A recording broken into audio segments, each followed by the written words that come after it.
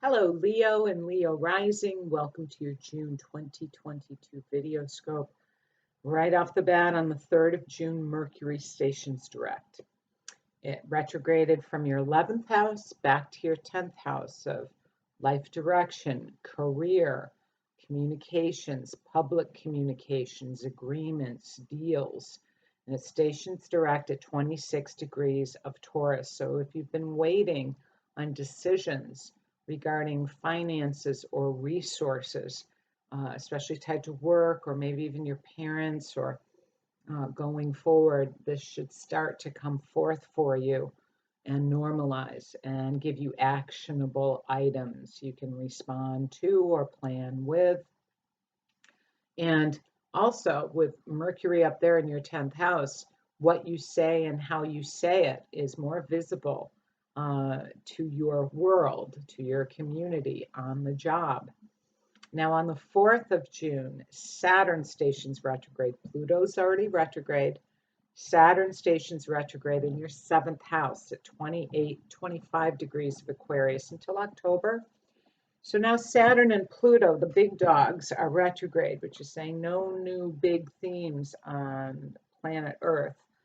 That will come again in October. But for you, Saturn perhaps has been bringing up a lot of growth and lessons regarding relationships of all kind, work relationships, commitments, committed partnerships, and maybe there's been limitations in these areas. Maybe you're realizing some of the fears or inflexibility that you bring to some of your relationships as well. Because Saturn's always about committing to your wellness and to your love and to your heart and to how you manifest experiences in your personal hologram, in your personal dream life. We're in the dream here. So this will give you some time to reflect and to perhaps even work with or through some themes that Saturn has been presenting in your life.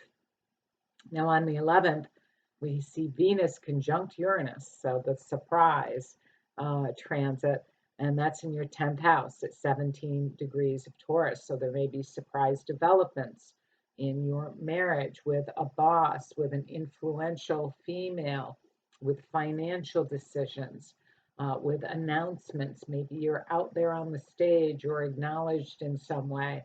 Maybe there are reversals of plans that were made that surprise you a bit. So be aware of that on the 11th. Then we move in to the full moon on the 14th, and that occurs in fellow fire sign Sagittarius, which is your 5th house, 23 degrees of Sag. So this is bringing developments about your heart and your inner child and what you need, and about having fun and pleasure and enjoyment, taking a chance.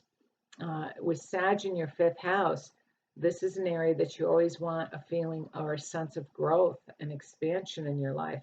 Maybe there are developments with children, with younger people. The full moon is sextiling Saturn in your 7th house, saying there is stability with partners or influential others tied to developments at this full moon. But it is squaring Neptune in your 8th house. Maybe there's something that's disappointing or you're confused about as far as being supported or shared resources or having the help that you need. What's also occurring on this full moon is Mars is conjunct Chiron once every 2 years. So Mars is transiting through Aries, your 9th house, really big picture stuff, your belief systems, global dynamics, marketing, media, sales, travel. But conjunct Chiron, this can be kicking up some vulnerabilities or sensitivities. But at the same time, this is at 15 degrees of Aries. Maybe there's a health situation that affects your travel plans. Yeah. So just be aware of this. This could be a little bit of a sensitive full moon that could be bringing up some vulnerabilities. But at the same time, this may be an opportunity to really demonstrate compassion and wisdom in whatever comes up. Maybe this is your college-aged kids or developments with them. And then also on the 14th, Mercury heads back into your 11th house of Gemini. Remember, it retrograded here last month, and now it's returning and making up for a period of introspection and review. So Mercury, 11th house, you're thinking about your future, about happiness. Mercury is very communicative with friends and siblings and relatives and connecting, maybe with networking, etc. But it's big picture stuff, and this will be transiting through July 4th. Now, on the 18th, we do come into some sensitive energy with Venus squaring Saturn on the 18th, from your 10th house to your 7th house, 25 degrees of Taurus, 10th, 25 degrees of Saturn, 7th Aquarius.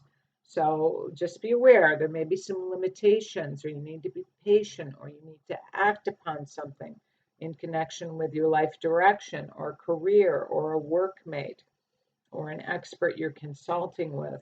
Maybe there's a holdup with financial or resources in some way. It can be a time of working through fear, of being patient, of taking action and making adjustments.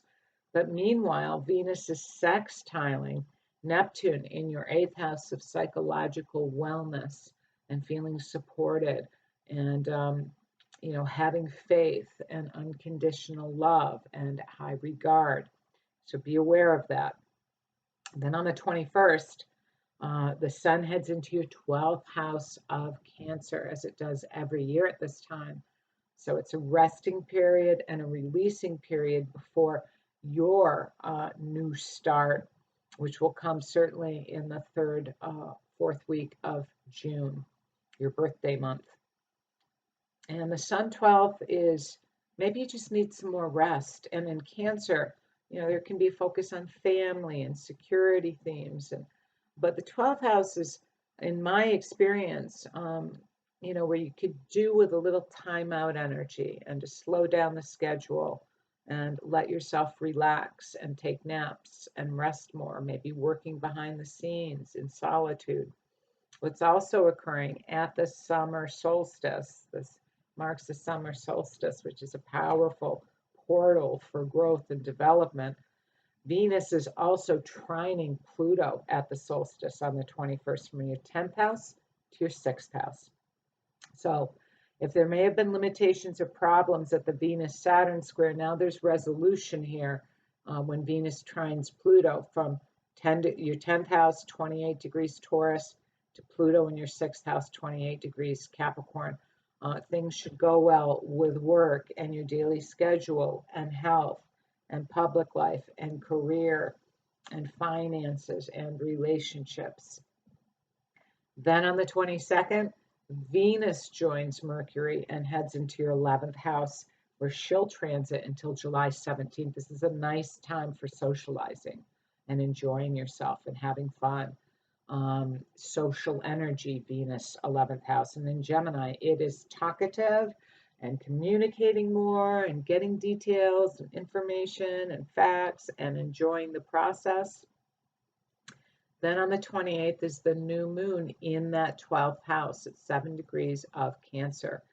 12th house is also the subconscious mind, your spirituality, meditation, dealing with any anxiety issues, escapist tendencies, maybe people who need your support, who are in aid at some level. 12th house is often the underdog and people who need philanthropic endeavors. So the new moon is in that 12th house, and it's squaring Jupiter in your 9th house of confidence and expansion and travel and big picture and belief systems, global energies, foreign countries, marketing, media, travel.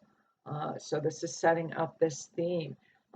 Maybe you want to embark in pursuing a study or online classes or getting certified in something. And what's also occurring on the 28th is a beautiful Venus sextile Jupiter from your 11th house to your 9th house, from 7 degrees Gemini to Aries, 9th house. Again, boding well for friendships and travel and expansion and growth and positive financial developments, relationship developments with people at a distance. Maybe people who are showing back up in your life that have fallen off your radar for some reason. So very nice new moon here at the end of June. Be well, Cancer, and be well, Leo, and take good care.